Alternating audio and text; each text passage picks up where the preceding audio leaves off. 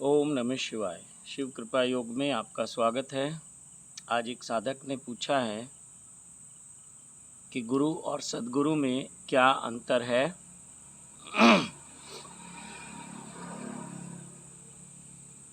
थोड़ा विचारणीय है ये जो अंतर है। साधारणतः हम गुरु और सद्गुरु में कोई भेद ऐसा नहीं समझते आम जनमानस, लेकिन बहुत बड़ा एक भेद है गुरु में और सद्गुरु में।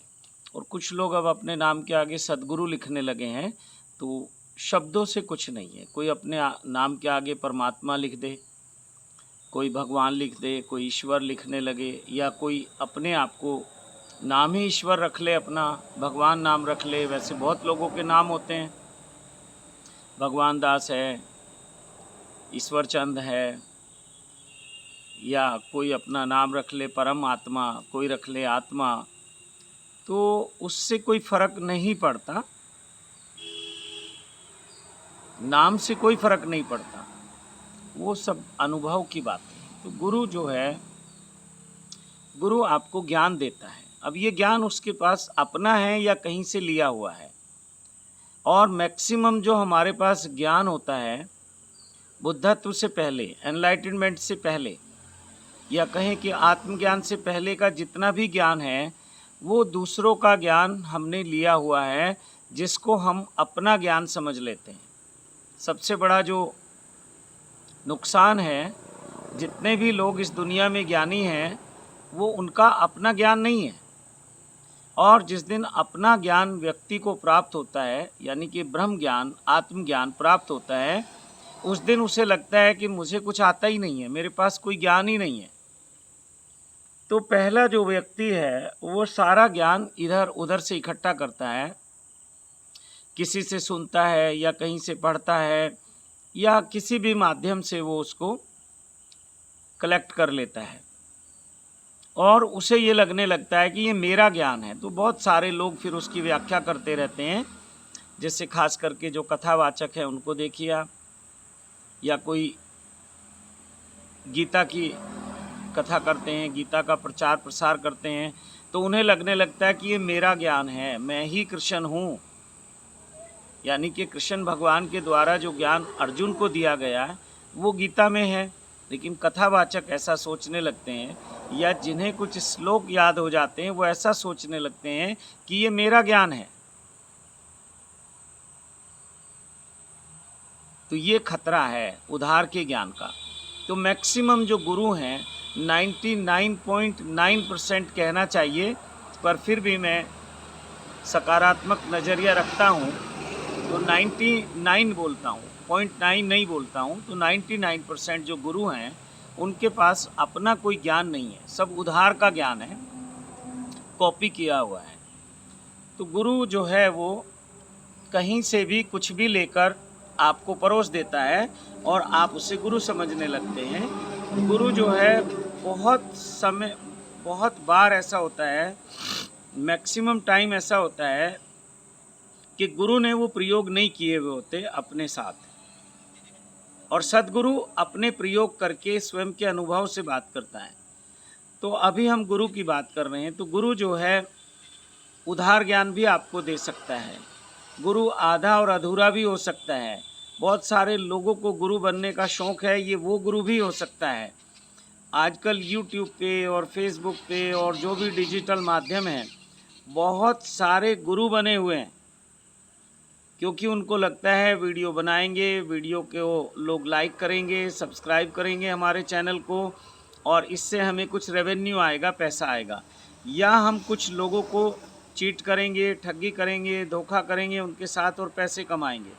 99% ये चल रहा है यूट्यूब पे और जो दूसरे माध्यम हैं। मैं तो कहता हूँ अभी टीवी का थोड़ा सा कम हुआ है, लेकिन टीवी पे भी यही चल रहा है। तो आपके पास तक जो व्यक्ति पहुंच रहा है, तो उस पे बहुत संदेह करने की आवश्यकता है। जो बहुत प्रचार प्रसार में लगा हुआ है, आपको देखना चाहिए कि ये व्यक्ति क्या चाहता है, क्यों इतना प्रचार प्रसार कर रहा है।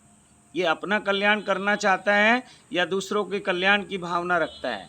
प्रचार प्रसार सबको ही करना होगा, ऐसा नहीं सोचना कि जो सद्गुरु है, जिसने स्वयं को जान लिया, जिसने स्वयं के ज्ञान को जान लिया, तो उसको भी प्रचार प्रसार का माध्यम तो कोई ना कोई माध्यम बनाना पड़ता है। लेकिन मैक्सिमम जो प्रचार प्रसार पे बहुत लोग निर्भर हैं, तो उनसे सावधान रहने की ज़रूरत है। और जो गुरु है, अब गुरु शब्द ऐसा हो गया है जैसे ईश्वर है, परमात्मा है, भगवान है। हम बोलते ज़रूर हैं, हम उसकी कस्में भी खाते हैं, लेकिन हमें ये पता है कि भगवान को कभी हमने जाना नहीं, हमने देखा नहीं, ये केवल एक शब्द है। या होगा कहीं भगवान, हमें नहीं पता, लेकिन हम भगवान की बात करते हैं, भगवान की दुहाई देते हैं, भगवान की कस्में खाते हैं दूसरों को भरोसा दिलाने के लिए, जबकि हमें खुद भगवान का अनुभव नहीं है। तो ऐसे ही बहुत सारे गुरु हैं जिनको गुरु तत्व के बारे में कोई ज्ञान नहीं है, कोई स्वयं का अनुभव नहीं है। हाँ, उन्होंने कुछ किताबें पढ़ ली या वहाँ से कुछ सुन लिया है और उसको आगे वो प्रचार प्रसार उसके माध्यम से करने लगे हैं। तो बहुत संभल के चलने की ज़रूरत है। और मैं आपको बता दूं कि व्यक्ति की सबसे बड़ी जो आकांक्षा होती है, जो सबसे बड़ी उसकी एक प्यास होती है या सबसे बड़ी महत्वाकांक्षा होती है, वो गुरु होने की होती है। वो गुरु होना चाहता है। और वैसे भी आप देखना कि समय समय पे हर व्यक्ति गुरु बन जाता है। बेशक आपको कुछ पता नहीं, एक सिंपल सा मैं एग्जाम्पल लेता हूँ कि आप किसी से रास्ता पूछो, उसको मालूम नहीं है, लेकिन फिर भी वो ये नहीं कहेगा कि मुझे मालूम नहीं है, वो रास्ता ज़रूर बताएगा आपको। आप देख लेना, किसी व्यक्ति से आप कोई ऐसे सवाल करो जो आपकी जिज्ञासा है, तो जिस व्यक्ति से करोगे वो बताएगा ज़रूर, ये नहीं कहेगा कि मुझे नहीं मालूम है इसके बारे में। जैसे हम अध्यात्म की बात करें, ईश्वर की बात करें, आत्मा परमात्मा की बात करें, गुरु की बात करें, या कोई और गूढ़ जो हमारे भीतर की जिज्ञासाएं हैं उनकी बात करें, तो कोई भी व्यक्ति है वो ये नहीं कहेगा मुझे नहीं मालूम, आपको ज्ञान जरूर देगा वो, चाहे उधार का ज्ञान है चाहे उसका अपना है। तो अपना जिसके पास ज्ञान है वो बहुत पेशेंस रखता है, वो देखता है कि व्यक्ति में पात्रता है या नहीं है, इस व्यक्ति के साथ इस लेवल की बात की जा सकती है या नहीं की जा सकती। लेकिन जो उधार के ज्ञान वाले गुरु हैं वो मौका तलाशते हैं कि आप आओ तो सही, एक बार आप गुरु हमें बोलो तो सही, फिर तो हम गुरु बन ही जाएंगे तुम्हारे, फिर तो हम तुम्हें डराएंगे, पहले मजबूर करेंगे कि गुरु मंत्र ले लो, तुम्हारे सब दुख दर्द और कष्ट दूर हो जाएंगे, तुम्हें जो भी तुम्हारी मनोकामनाएं हैं गुरु मंत्र लेते ही, गुरु धारण करते ही वो सब पूरी हो जाएंगी। और बाद में आपको डराएंगे कि अगर गुरु को छोड़ा तो तुम नरक में गिरोगे और कई कई जन्मों के लिए भटक जाओगे। ऐसा मैंने कहते हुए देखा है गुरुओं को। तो बहुत सावधान रहने की ज़रूरत है, खास करके इस गुरु शब्द से और सद्गुरु शब्द से। और अब तो एक फैशन बन गया है अपने नाम के आगे सद्गुरु लगाने का। कभी कभी मुझे भी लगता है कि मैं भी लगा ही दूँ, बहती गंगा में हाथ धो ही लेने चाहिए, लेकिन नहीं, इसकी आवश्यकता नहीं है। और सचमुच पूछो कि जो सद्गुरु हुए हैं उन्होंने कभी अपने आप को ये कहा नहीं कि मैं सद्गुरु हूँ। उनके ज्ञान से, उनके अनुभव से, उनकी प्रेरणा से लोगों के भीतर वो परमात्मा की प्यास उठती है, उनको देखने मात्र से प्यास उठती है। देखो, आप बहुत सारे ऐसे गुरु हुए हैं इस भारत भूमि पे और आज भी हैं कि आपको उन्हें देख के कुछ आपके भीतर कुछ कुछ होने लगता है। वो कुछ कुछ होना मतलब है वो प्यास पैदा कर देते हैं। केवल उनका होना मात्र, उनकी जो ऊर्जा है, उनका जो ऑरा है, और अभी उन्होंने आपसे कोई बात नहीं की, कोई संपर्क नहीं हुआ, केवल उनको देखने मात्र से ही आपके भीतर कुछ होना शुरू हो जाता है। वो जो आपकी सुप्त आत्मा है, जो जन्मों जन्मों से सुप्त अवस्था में है, वो जागृत होने लगती है, आपकी आत्मा अंगड़ाई लेने लगती है। आपके भीतर एक नया, जिसे कहना चाहिए कि एक नई राह, एक नया दृष्टिकोण, एक नया विचार कि ईश्वर क्या है, परमात्मा क्या है, इसको मैं कैसे जान सकता हूँ, मैं कौन हूँ, मैं कहाँ से आया हूँ, मैं कहाँ चला जाऊँगा, इस सब के बारे में आपके भीतर जिज्ञासाएं उठने लगती हैं, प्यास उठने लगती है। और जब ये जिज्ञासाएं उठने लगें तो गुरु या तो गुरु के पास रह के ये सब कुछ होता है, या जिस दिन ये होने लगता है उस दिन गुरु प्रकट हो जाता है, गुरु आपको मिल जाता है।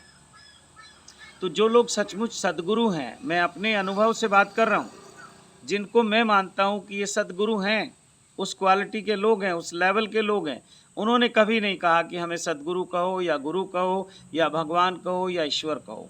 उन्होंने कहा कि हम बस तुम्हारे मित्र हैं और कल्याण मित्र हैं, हम तुम्हारा कल्याण चाहते हैं, कल्याण की भावना से हम कार्य कर रहे हैं। कोई लेना चाहे तो ले ले और कोई नहीं लेना चाहे तो ना ले, उसकी मौज है। तो इस भाव से जो कार्य करते हैं, जो आपको बांधते नहीं है, जो आपको गुलाम नहीं बनाते, अभी तो शिष्य बना के आपको गुलाम बना लिया जाता है और मालिक वो लोग हो जाते हैं जिन्हें अभी कुछ भी ज्ञान नहीं है। और ये खेल चलता है आत्मज्ञान से पहले पहले, उस बुद्धत्व से पहले पहले ये खेल चलता है। आपके भीतर भी एक इनसिक्योरिटी रहती है, आपके मीन्स शिष्य के भी और गुरु के भी। शिष्य को ये लगता है कि ना जाने क्या हो जाएगा गुरु को छोड़ते ही, और गुरु को ये इनसिक्योरिटी रहती है कि अगर शिष्य चले गए तो मेरा क्या होगा, मुझे गुरु कौन कहेगा। और आज आप देखते ही हो, आप खुद को चेक करो कि जिनको आप गुरु मानते हो उनके प्रति आपकी कोई श्रद्धा नहीं है। ये केवल एक ऐसा खेल चल रहा है कि तुम हमें क्या दोगे। शिष्य पूछता है गुरु से कि तुम हमें क्या दोगे या क्या दे सकते हो, और इधर गुरु पूछता है कि तुम मुझे क्या दोगे या क्या दे सकते हो। बस ये लेन देन चल रहा है। जैसे ही दोनों को लगता है कि हाँ बात ठीक है, तो वो लेन देन शुरू हो जाता है। जबकि जो सद्गुरु है वो कभी आपसे कुछ लेना नहीं चाहता। ये बात अलग है कि आप उसके मिशन को, आप उसके कार्य को आगे बढ़ाने के लिए उसका कोई सहयोग करना चाहें। तो सद्गुरु हमेशा सबसे पहले आपसे तन और मन का सहयोग मांगता है। लेकिन जो साधारण गुरु लोग हैं वो सबसे पहले आपसे धन का सहयोग मांगते हैं। उनको कुछ करना नहीं है मनुष्य जाति के लिए, हाँ उनको कुछ लोगों को ज़रूर इकट्ठा करना है और अपना जो भी उनका मकसद है उसको पूरा करना है। तो गुरु जो है वो कहीं से भी ज्ञान को लेके आप तक पहुंचा देता है और आपको लगता है कि बहुत ज्ञानी व्यक्ति है। जैसे अब कोई भागवत कथा करने वाले लोग हैं, राम कथा करने वाले लोग हैं, या और कथा करने वाले लोग हैं, या गीता पे प्रवचन करने वाले लोग हैं, तो आपको तो गीता के श्लोक आते नहीं, आपको तो रामायण की चौपाई आती नहीं, आपको तो वो कथाएं आती नहीं, आपको भजन आते नहीं, तो आपको लगता है कि कितना विद्वान व्यक्ति है, कितना ज्ञानी है, गीता इसको याद है, गीता के श्लोक इसको याद हैं, पूरी रामायण इसको कंठस्थ है। तो ये कोई उपलब्धता नहीं है, ये किसी को भी हो सकती है, कोई भी याद कर सकता है। ये किसी गुरु की कोई कसौटी नहीं है कि उसको गीता के श्लोक याद हैं तो वो गुरु हो सकता है, नहीं। गुरु हमेशा दिखावे से बचता रहता है, उसको दिखावे की आवश्यकता नहीं है। और गुरु का ज्ञान कभी कथा के रूप में हो नहीं सकता, प्रवचन के रूप में हो नहीं सकता, कोई ऐसी सीरीज हो नहीं सकती। गुरु बहुत प्रैक्टिकल होता है और अपने जीवन के अनुभव से बात करता है, चाहे उसका अनुभव संसार को लेके है या उसका अनुभव अध्यात्म को लेके है या किसी भी विषय से आप जोड़ सकते हैं। तो जो सद्गुरु है वो स्वयं के ज्ञान से बोलता है और गुरु जो है वो उधार के ज्ञान से बोलता है, जिसको आज गुरु कह रहे हैं। एक समय था कि हम गुरु उसी को कहते थे जिसे आज आप सद्गुरु कह रहे हैं। तो सद्गुरु पहले स्वयं पे प्रयोग करता है, परीक्षण करता है, और जो अनुभव होता है उसको फिर आगे शिष्यों तक या अपने मित्रों तक या जो भी पब्लिक है उस तक पहुंचाने का कार्य करता है। और सद्गुरु को कभी इस बात की चिंता नहीं होती कि मेरा क्या होगा, मेरे मिशन का क्या होगा, या मेरा जो एम्पायर मुझे खड़ा करना है उसका क्या होगा। नहीं, उसको कोई चिंता नहीं होती। सद्गुरु की पहचान ये है कि वो वर्तमान में जीता है, उसका पास्ट और फ्यूचर लगभग समाप्त हो जाता है। और अगर सांसारिक दृष्टि से देखें और जीवन को जीने की दृष्टि से देखें तो थोड़ा बहुत रहता है, लेकिन खुद के बारे में अगर कभी वो सोचे तो ना उसको कोई फ्यूचर की चिंता है और ना पास्ट की कोई उसको पीड़ा है। पास्ट में जो भी उसको कारण बने पीड़ा के, कष्ट के, जो भी है वो उससे मुक्त हो जाता है और फ्यूचर की कोई उसको चिंता रहती नहीं है। वो वर्तमान में अपने आप को इतना एडजस्ट कर लेता है, इतना मस्त कर लेता है कि कैसी भी परिस्थितियां हों वो उसमें अपने आप को संभाल लेता है, बैलेंस कर लेता है और आनंदित रहता है। तो सद्गुरु स्वयं के ज्ञान से बोलता है, स्वयं के अनुभव से बोलता है। और अगर मैं ऐसा कहूँ कि सद्गुरु सत्य को अनुभव के द्वारा शब्दों तक ले आता है और आप तक पहुंचाने का कार्य करता है। लेकिन गुरु क्या है कि कहीं से भी अच्छे अच्छे श्लोक उठा लेगा, अच्छी अच्छी कहानियाँ याद कर लेगा। ज्ञानी अगर देखोगे तो वो गुरु लगेगा, जिसके पास अभी स्वयं का ज्ञान नहीं है। लेकिन जिसने स्वयं के ज्ञान को प्राप्त कर लिया, आत्मज्ञान कहें, ब्रह्म ज्ञान कहें, सेल्फ रियलाइजेशन कहें या गॉड रियलाइजेशन कहें, बुद्धत्व कहें, जो भी कहें आप उसको इस बात की चिंता नहीं होती कि मैं कैसे शब्दों का प्रयोग कर रहा हूँ। उसकी भाषा टूटी फूटी हो सकती है, उसको बहुत सलीका नहीं होगा कि वो शब्दों को बहुत सजा के, बहुत एक जैसे माला का एक धागा होता है तो उसमें मन के पिरोए जाते हैं, तो उसको ज़्यादा चिंता नहीं होती कि मुझे शब्दों को कैसे पिरोना है और कैसे लोगों पे वो जादू छोड़ना है। हाँ, उसकी टूटी फूटी, उसकी कटु वाणी में, उसकी कड़वी वाणी में भी एक जादू होता है और वो असर करता है। तो गुरु और सद्गुरु में मुझे तो यही फ़र्क लगता है, ये अंतर लगता है कि गुरु के पास ज्ञान बहुत सारा होता है और सद्गुरु के पास केवल स्वयं का ज्ञान होता है। गुरु हमेशा कोशिश करेगा कि हर विषय पे आपको ज्ञान देने की कोशिश करेगा, लेकिन सद्गुरु हर विषय पे आपको ज्ञान देने की कोशिश नहीं करेगा। जिस क्षेत्र का उसको अनुभव नहीं है उस पे बात नहीं करेगा। और गुरु जो है कोई सांसारिक ज्ञान की बात नहीं है कि कोई सांसारिक ज्ञान आपको बता रहा है। बहुत सारे गुरु आजकल बता रहे हैं कि घर में जो कलह कलेश रहती है, सास बहू के जो झगड़े रहते हैं, पिता पुत्र के जो झगड़े रहते हैं, उनसे कैसे आप निपटें। तो वो कह रहे हैं कि रामायण की चौपाइयों को वहाँ फिट कर रहे हैं, गीता के श्लोक फिट कर रहे हैं, भगवान कृष्ण की वाणी को वहाँ फिट कर रहे हैं कि ऐसे आपका कुटुंब जो है वो सुखी रहेगा। लेकिन सद्गुरु तो कहता है कि जहाँ कुछ बचता ही नहीं है वहाँ सत्य प्रकट होता है। ना कोई परिवार बचेगा, ना कुटुंब बचेगा, ना कोई मित्र बचेगा। हाँ, कोई आपका जिसको कहते हैं सोलमेट, कोई आपकी आत्मा का जो आधा हिस्सा है, जिसको बेटर हाफ आप बोलते हो, जिसको हम अर्धनारीश्वर बोलते हैं। तो पुरुष भी अधूरा है और स्त्री भी अधूरी है।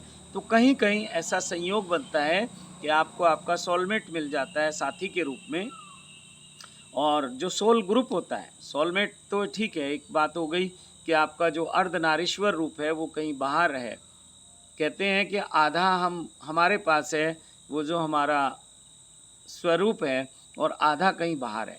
जैसे शिव और शक्ति को कहा गया है कि शिव और शक्ति दो शक्तियाँ हैं, दो पार्ट हैं, और जब वो मिलते हैं तो फिर वो शिवत्व को हम उपलब्ध होते हैं।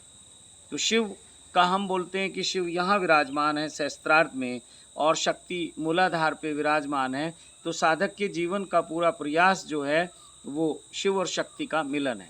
और बाहर की दृष्टि में अगर मैं देखूं तो व्यक्ति का पूरा प्रयास जो है, बाहर कोई पुरुष है वो अपने उस स्त्री को ढूंढ रहा है जो उसका अर्धनारीश्वर पार्ट है, और स्त्री उस पुरुष को ढूंढ रही है जो उसका आधा हिस्सा है, जिसको अर्धनारीश्वर कहा जाता है या अर्ध पुरुष भी कह सकते हैं आप। और बाकी सोल ग्रुप में बहुत लोग होते हैं। किसी पुरुष का पुरुष से बहुत अच्छा प्रेम हो सकता है, किसी स्त्री का स्त्री से बहुत आत्मीय प्रेम हो सकता है। वो हमारी माँ हो सकती है, बहन हो सकती है, बेटी हो सकती है, कोई हमारा मित्र हो सकता है, कोई हमारा प्रेमी या प्रेमिका हो सकती हैं। तो सोल ग्रुप के लोग बहुत अलग अलग ढंग से हमारे आसपास होते हैं, और सचमुच वही हमारे सच्चे मित्र होते हैं। उनको हमसे कोई व्यापार नहीं करना, उनको हमसे कोई लेना देना नहीं करना, वो केवल हमसे प्रेम करते हैं और हमारे कल्याण की भावना रखते हैं। तो ऐसे लोग जब हमें मिल जाते हैं तो जीवन स्वर्ग बन जाता है। और जब वैसे लोग मिलते हैं, व्यापारिक तरह के लोग, अपने फ़ायदे के लिए जुड़ने वाले लोग, तो फिर जीवन में कुछ ना कुछ समस्याएं आती रहती हैं। कभी ना कभी कोई आपको धोखा देता है, कोई आपको चीट करता है, कोई आपको अलग अलग ढंग से परेशान करते हैं। तो दो ही बातें मैं कहूँगा कि गुरु बाहर के ज्ञान से बोलता है और सद्गुरु भीतर के ज्ञान से बोलता है, यानी कि अपने अनुभव के द्वारा जो उसे ज्ञान प्राप्त हुआ है उसकी बात करता है।